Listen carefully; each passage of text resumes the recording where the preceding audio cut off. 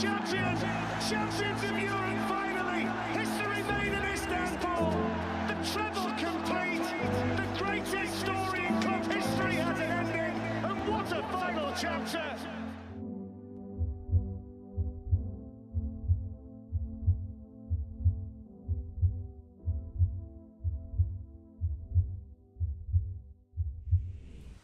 Hello everybody and welcome back to Typical City. 4-2, a massive victory for Manchester City. There is no denying the importance of that game. The performance was incredibly mixed. Like the first half, like what the hell was going on there? A disastrous first half, but the boys have rocked up in the second half and delivered a performance that was very much needed for the grand scheme of things, for how the whole season obviously is panning out, but also to answer any sort of, or to quash any sort of doubts that any of us as City fans and them as players, you know, to believe in themselves, having had the first half that some players had in that first half. I mean, the likes of Rodri and John Stones, which I'll get onto shortly, but Kevin De Bruyne, the man on my screen right now, who's walking to the cameras about to receive his post-match interview, was absolutely sensational. And it's not just the goals he scored. His overall contribution to the game was fantastic. It was a real Kevin De Bruyne. I mean, Kevin De Bruyne is washed. He's finished Kevin De Bruyne, I've heard people have been saying to me this season. Not many City fans, to be fair. It does tend to be more rival fans, I think. I mean, he's the sort of player, Kevin De Bruyne, that I do think he's lost a yard of speed since that big injury. He's not quite as quick as he used to be. But it was always like the cherry on the cake for Kevin De Bruyne, his speed. It was an underrated attribute of his ability to knock it past a player and open up his legs and just gallop past whoever he's going up against. He's lost that a little bit, and that's always going to happen with age. But he is the sort of player that if he can keep himself fit, his game can evolve and become that deep-lying playmaker, that ability with the ability to find a white shirt, it was today, but normally a blue shirt if we're playing at home, of course, is vision for a pass. You don't lose technique overnight, you know. It's as they say, class is permanent, isn't it? Form is temporary, you know. And Kevin De Bruyne was in a bit of an average vein of form. It wasn't even bad vein of form, but today his class shone through. And that equaliser just bailed out the Manchester City side for a disastrous start to the game. The start to the game was, wow, I was thinking, I couldn't believe the level of composure and quality alongside the composure that we showed against Aston Villa, followed by that first half from City. I was like, where did that come from? Why did we look so shaky and nervous? There was a real lack of composure and almost belief, you know, a little bit of shakiness from a couple of City players, Rodri and John Stones in particular. But Kevin De Bruyne, that finish was just sublime. I mean, absolutely bolted it into the top right-hand corner. Nothing Dean Henderson can do about that. And then at 1-1, you're thinking, right, control the game. I felt like we were still really, really shaky. Even at 1-1, we were giving the ball away. Stefan Ortega with, he now is starting... Forget, he didn't really make any, worldy saves or anything. I think it was one or two saves that you'd expect him to make. But for me, the standout moment is the area of his game that I've been so curious about, is to see, can he do what Ederson does with the footwork? His ability to be composed, you know? And I'm not asking him to do bloody Cruyff turns in the 6-yard box. I wasn't expecting that, you know, but he did it. He absolutely did it, you know, and the pass from Rodri was just like an absolute hospital ball from Rodri. You know, what's he thinking, Rodri, there? And Stefan Ortega bails him out with a lovely little Cruyff turn, cool as a cucumber. I loved that. But that was just an indication of the whole first half. It was like Rodri in particular had an absolute stinker. But, right, I'm done nailing Rodri to the wall. I've nailed him to the wall. Now let's look at the other wall, because the second half, I mean, wow. That was really good from Rodri. He came out, he was solid. He laid that ball on a plate with a cushioned pass to Kevin De Bruyne. A delightful touch from Rodri to lay it right there for De Bruyne to just drill it into that bottom corner. And that made it 4-1, wasn't it? That was 4-1, if I remember rightly. But that, not just the touch from Rodri. and the finish from De Bruyne, the move, there was a 1-2 with Jack Grealish and Kevin De Bruyne that happened before it. The vision from Jack Grealish to find Rodri in the area, the first time awareness for Rodri to realise De Bruyne is running onto this. If I just lay it 2 yards in front of me, De Bruyne is going to smash it into the bottom corner, and it's exactly what he did. And that was Rodri showing a bit of mettle, showing a bit of belief, and just the know-how. It's just like, okay, I've had a stinker. The guy's entitled to it. Rodri is not a perfect person. No one is perfect. The guy's been very much close to perfect throughout this season. He's been immense for Manchester City this season. He's entitled to a bad game. But it was this close to, to causing major problems, because if Palace made it 2-0, because he got caught on the ball as well before that, Rodri, in the first half. One more thing.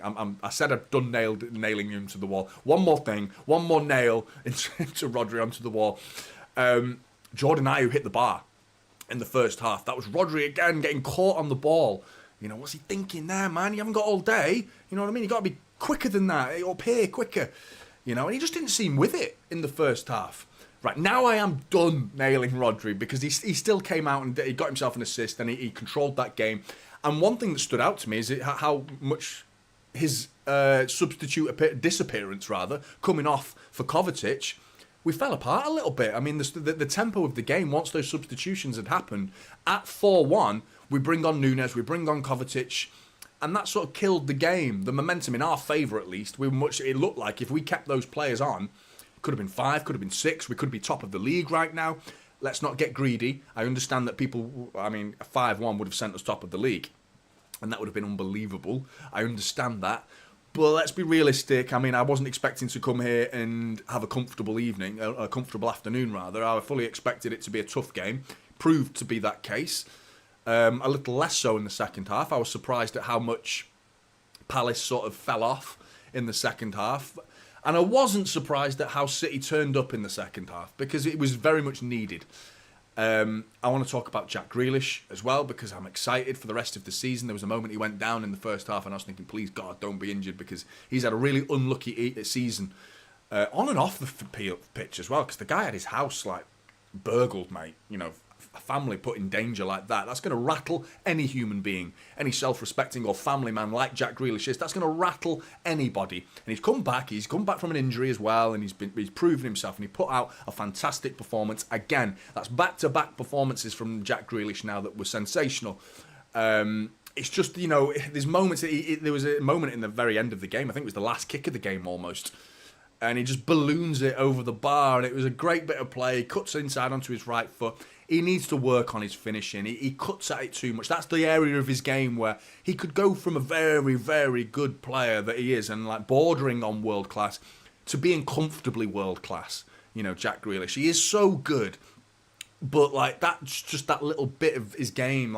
If he could just, I'm not talking about Jack G&A and stuff like that. I'm just talking about, you got to hit the target, mate. Forget G&A. At least test the goalkeeper in that situation. But outside of that last kick of the game from Jack Grealish, his hold-up play, his ability to do the one-on-ones, he was beating his full-back. It was brilliant. Oscar Bob, exactly the same. On the other side of the pitch, equal. Very much the same as Doku and Grealish against Villa. I thought Oscar Bob was almost very much the same as Jack Grealish on the other side of the pitch. Really composed. I actually thought Rico Lewis and Oscar Bob in the first half were far and away our two best players. Those two were linking up really well down that right-hand side on occasions that were causing a genuine threat throughout the game. In the first half in particular, Alvarez was found a couple of times with those two players linking up, which was good. Oscar Bob's put himself in the thinking for starting against Real Madrid potentially, because it could be Doku on that side, could probably, I don't know, it's hard to say. You have to think about it. Excuse me.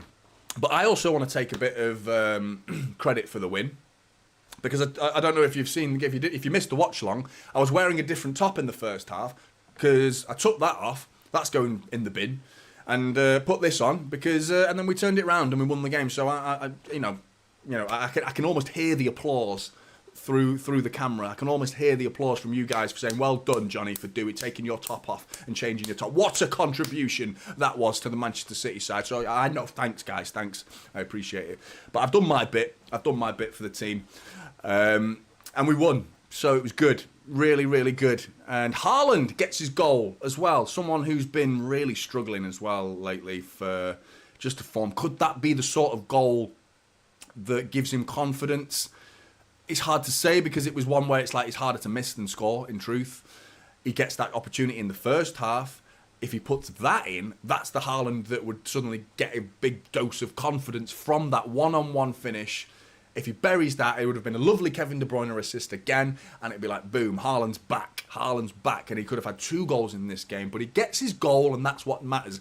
The typical Erling Haaland finish that we've grown very accustomed to as Manchester City fans is just 6 yards, sniffing around, and bang, back of the net it goes.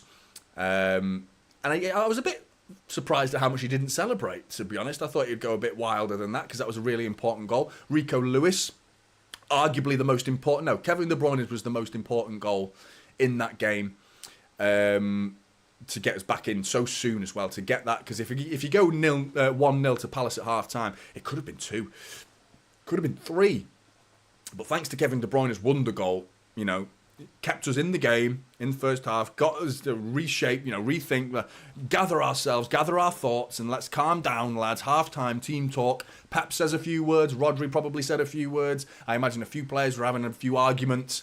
Let's sort it out, lads. They came out in the second half, and they delivered. They absolutely delivered. So it's great news in that regard, but it's concerning that it was such a shocking first half performance from some players. Before it gets away from me, I want to give a big shout out to Shashab, who has sent me another super chat with a round of applause. I presume that's for me, for changing my top, mate. So you're welcome. No, I'm sure that's for the City team, because I did very little to result in this Manchester City win.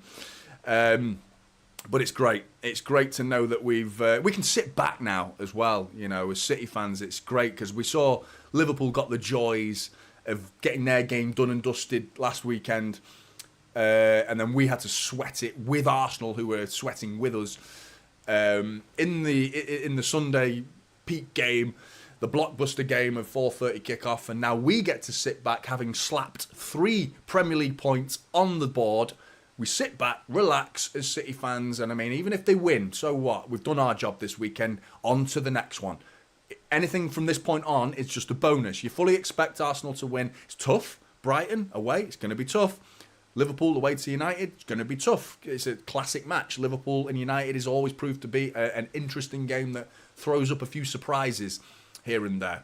You just hope United haven't busted their load a little bit too early in that FA Cup clash, and they're completely all out. They've emptied their sack too early, and they needed to do more business against Liverpool in the Premier League, because now we really could do with that. Again, I haven't got a United shirt, but if I did, no, I wouldn't wear it. That would be ridiculous. I wouldn't at all, definitely. But I certainly am going to be supporting them, at least in the hope that they can do something against Liverpool. But yeah, Rico Lewis's goal as well. I don't know whether that's actually gone down as a Rico Lewis goal officially, because there was an angle that it looked like it was sort of going wide. I would give it to Rico. It's hard to tell whether it was going in or not, but it took a deflection that might have been a little bit favourable from a City point of view, and it goes into the bottom corner. But he deserved a goal, Rico Lewis, today. I thought he was brilliant. That's 3 games now. In a title run in the season. He's a 19-year-old lad who's coming onto the pitch, came on as a surprise against Arsenal, played the game against Villa, was brilliant, was solid, composed, played the same role today, simple, composed, kept that ball ticking. We're not coming away saying, Rico Lewis, this was wrong, he made this mistake. He's just consistently being not fantastic. It's just a solid performance from Rico Lewis. 3 in a row now, but he's added to it with a goal this time. So it's like, yes, on the up and up now, Rico Lewis, mate. This is fantastic. And Oscar Bobb's put himself in the thinking of Pep Guardiola now, surely, for maybe playing on that right wing.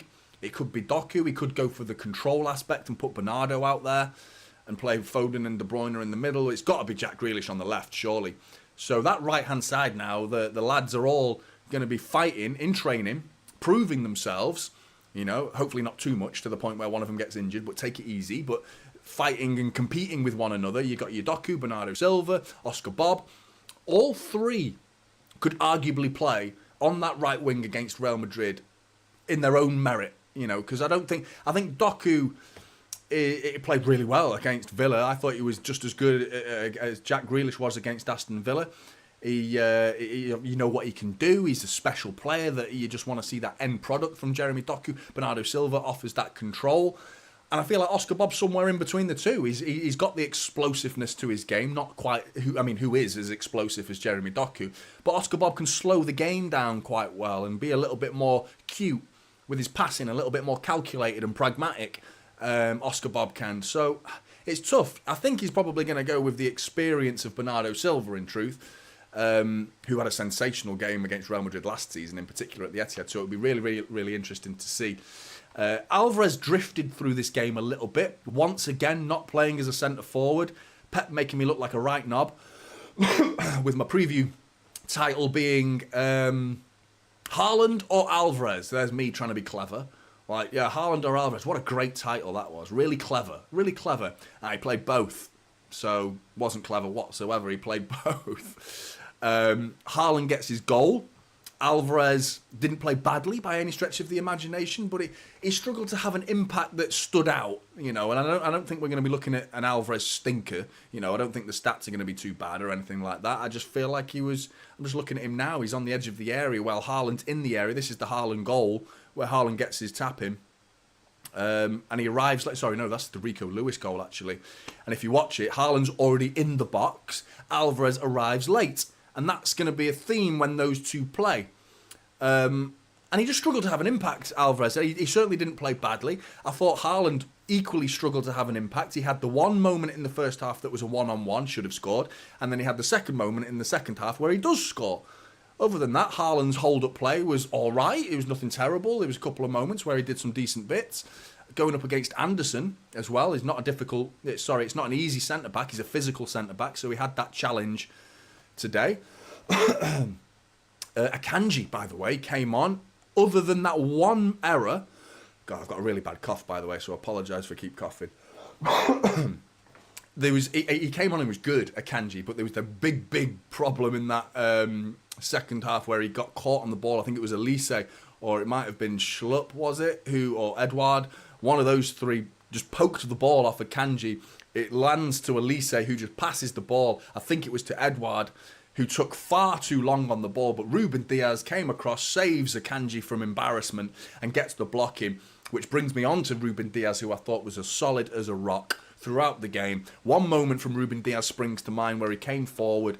I've said it numerous times that I feel like he's getting into these moments where I feel like a Ruben Diaz goal is around the corner. So, yeah, I felt like he should have had a shot when he tried to cut it back from a corner. He tried to cut it back. It was actually a free kick, a clever free kick between Oscar Bob and Kevin De Bruyne. Ball ends up working its way across the pitch to Ruben Diaz, and he cuts it back to Kovacic. Probably should have had a shot. In truth, other than that, Ruben Diaz was near perfect in his performance. Really, really solid. John Stones, good second half. Pretty poor first half. In the same boat. It's them two. Rodri and John Stones, calamitous from John Stones. And what really annoyed me and frustrated me about John Stones, the error from John Stones, was it was a double whammy from John Stones. He made the mistake with the pass, which is like, okay, that happens. You can forgive him for that if he gets himself into the right shape to rectify the situation. But he stood there like, oh, what have I done? Like, whoops, bad pass. Like, he didn't spring into action. He stood there and made another mistake by just standing there.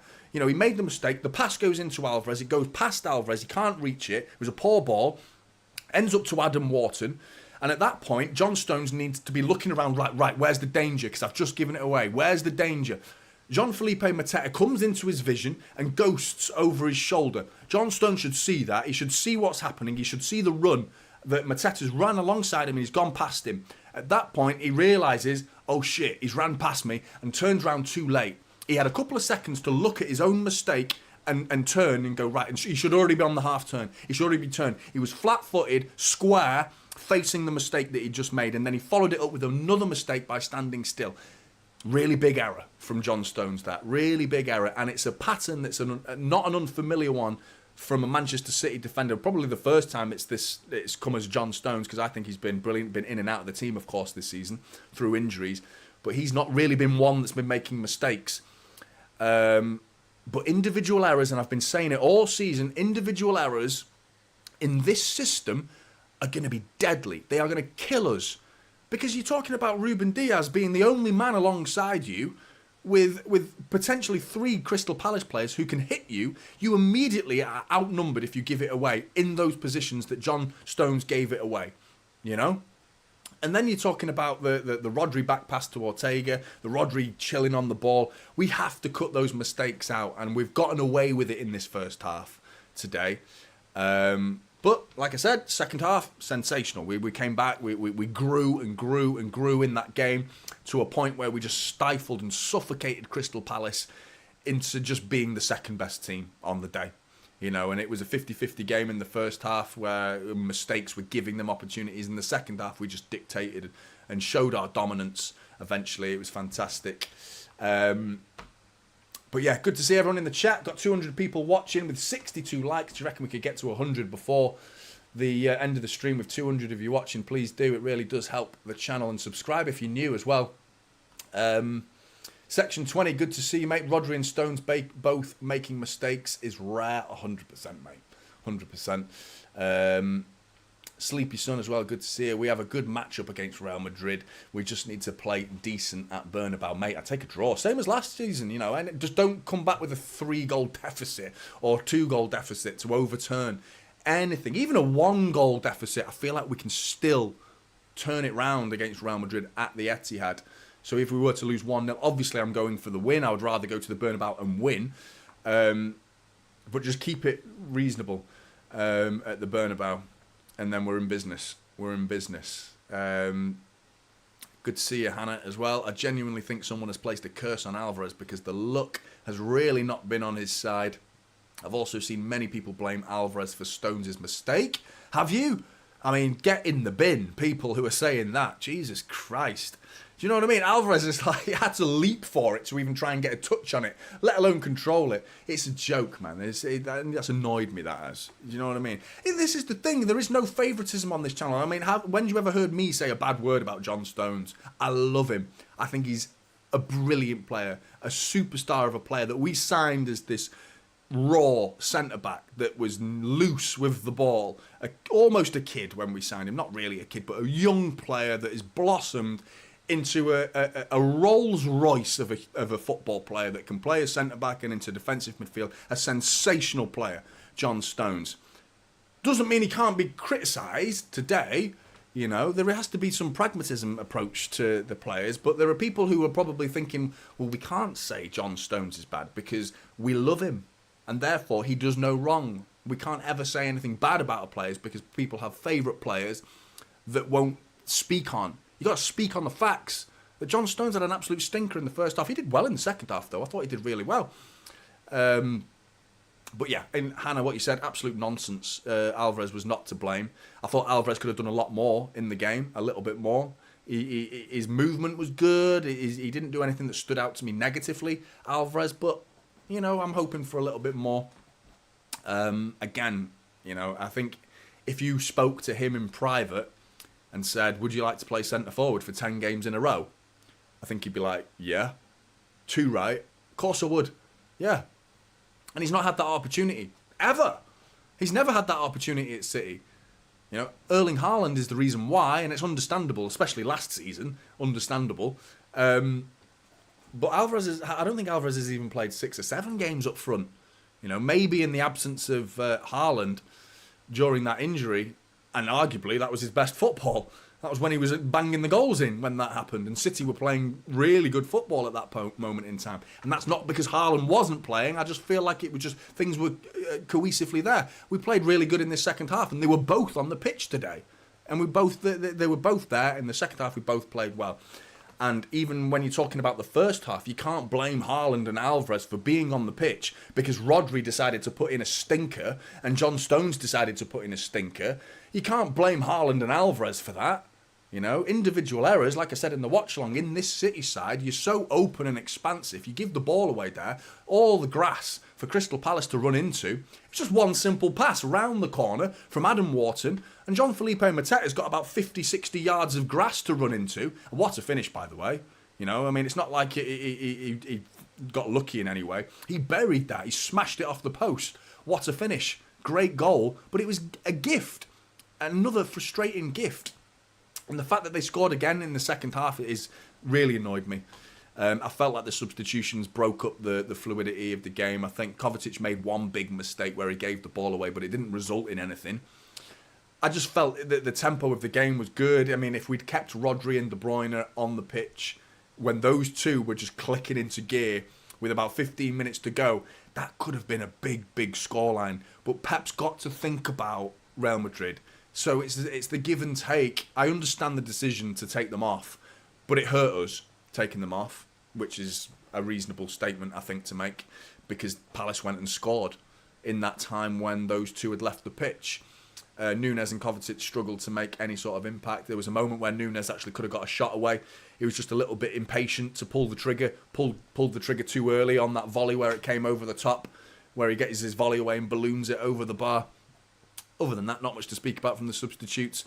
But second half to be proud of, a first half to be a little bit worried about. I think that's the game in a nutshell, and almost our season in a nutshell, because it's not the first time in the season where we've had halves that have very opposing narratives, talking about one half here and then another half there. The Newcastle second half,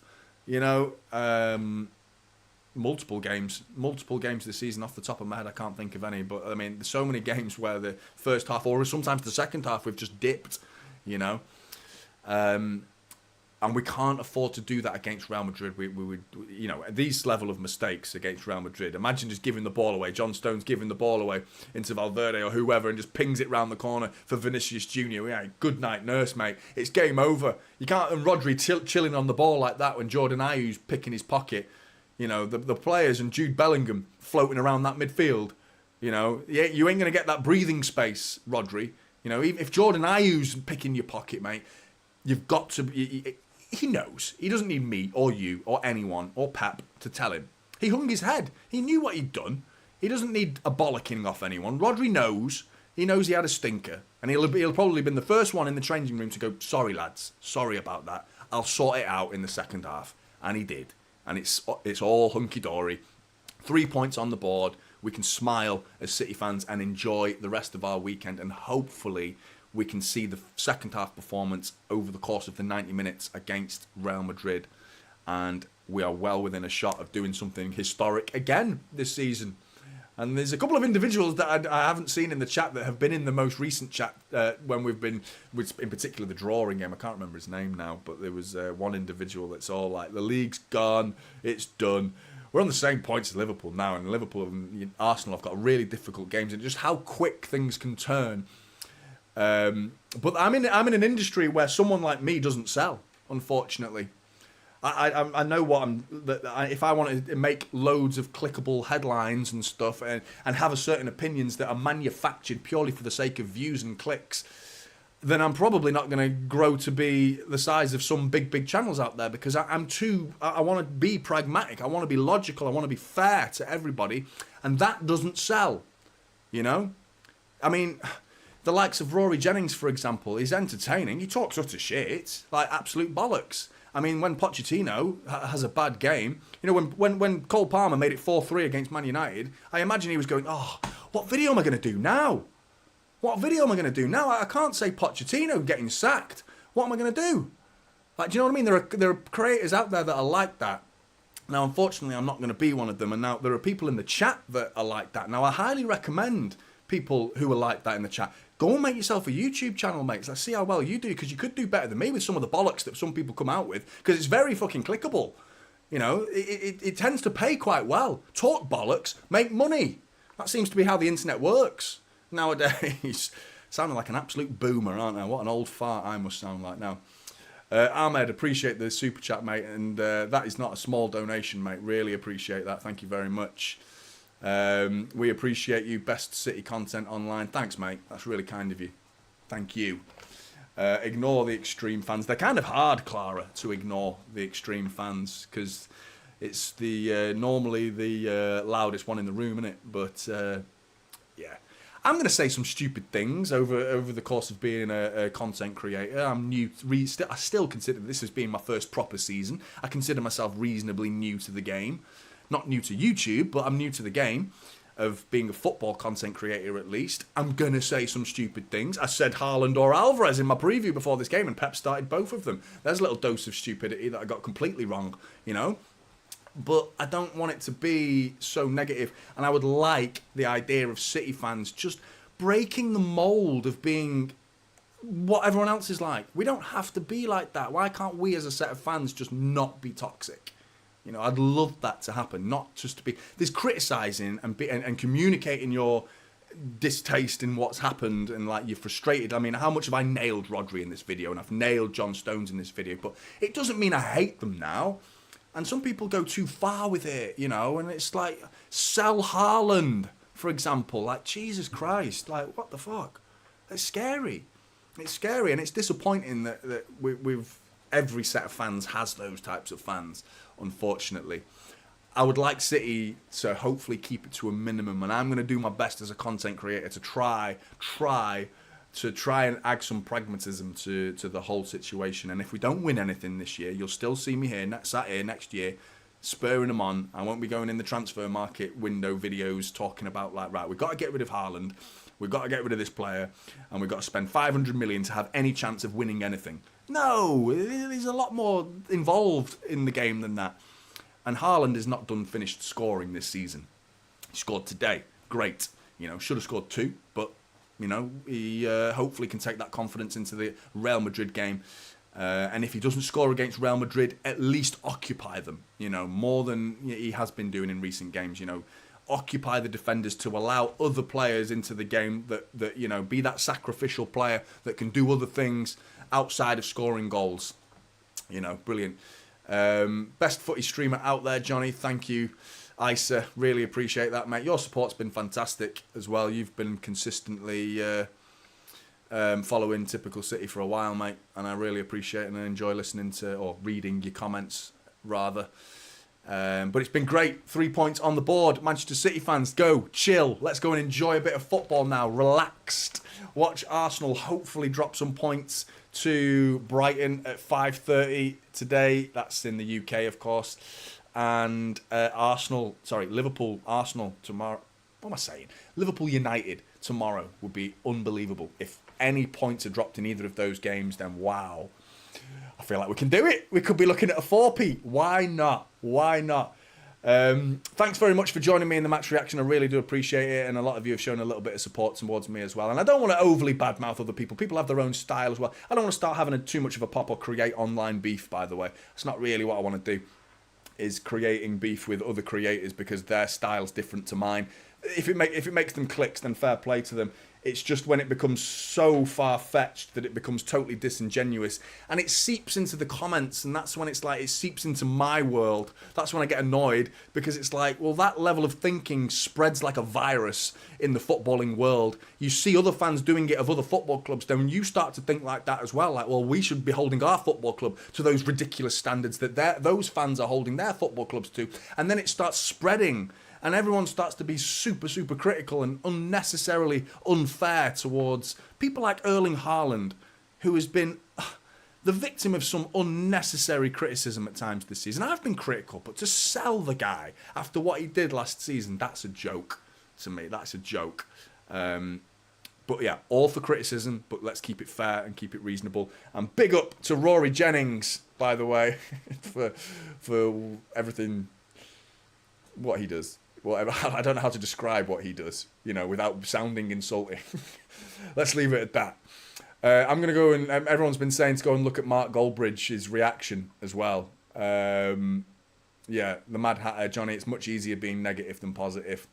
That's the issue with social media in general. It is. You're absolutely right, the Mad Hatter, and you've been a fantastic supporter on this channel as well, as so many of the other names that I keep seeing. I've not done many mentions to people who've been commenting in there, but I see you, and I appreciate you being there, even if I've not read your comment out. I really do appreciate it.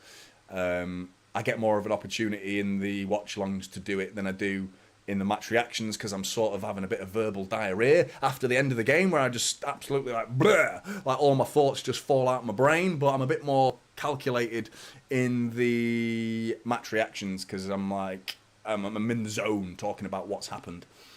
But I appreciate it, everyone. Big Morgan sneaking in at the end there. Jennings, yeah, I'll leave everyone else to figure out what. Playing a bit of hangman, are we? Playing a bit of hangman. I'm pretty sure I know what those middle 2 letters are there, mate, to be honest. But you aren't hanging my head today, because I figured that one out, Big Morgan. Appreciate it, mate. And appreciate everyone for joining me in the match reactions. Go and enjoy the rest of your weekend, everybody. If you could pop a like on the stream on your way out, it really, really does help the channel. And subscribe if you're new. Player ratings tomorrow. And yeah, enjoy the rest of your weekend, everybody. Take care. See you later.